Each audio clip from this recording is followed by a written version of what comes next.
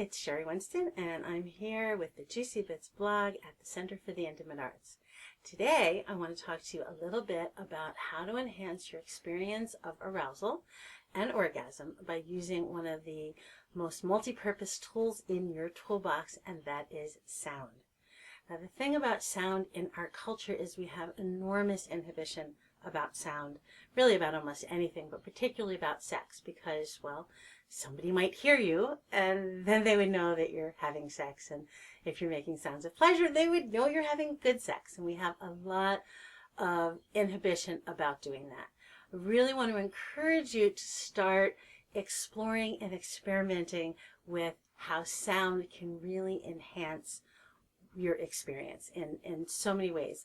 So I'm just going to give you a very, very simple way to start exploring sound. This is particularly if you have had the experience of not making sound or not making much sound. And this is both for men and women and everyone in between. This is really for everybody.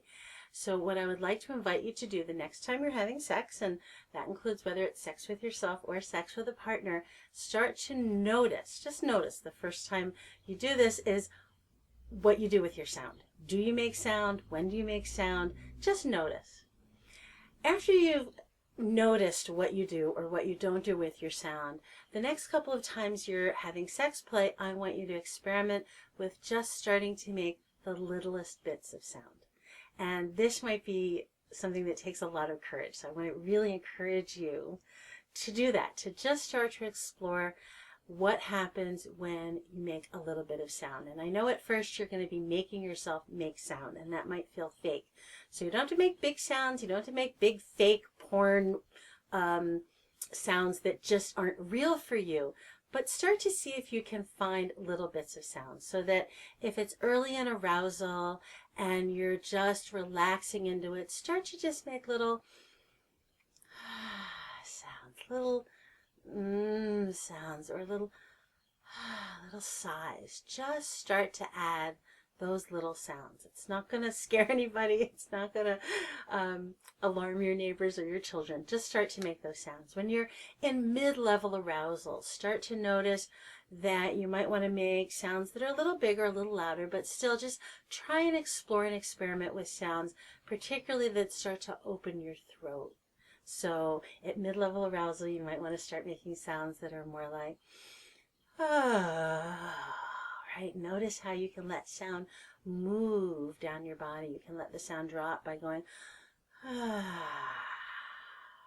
and you can start to bring that sound. You can start to use that sound to bring your attention and awareness down into your genitals by sending the sound down, right? If you drop your pitch and you go, and open your throat, sends your energy down to your genitals. When you get to higher level arousal, again, start to notice how making sound, particularly when you open your throat, enhances your experience. So that's my invitation to you. Start to be brave and add, explore, and experiment with little bits of sound, and notice how useful a tool that is. This is Sheri Winston here at the Center for the Intimate Arts, and I want to encourage you to have lots of sound and noise and pleasure and juicy blessings.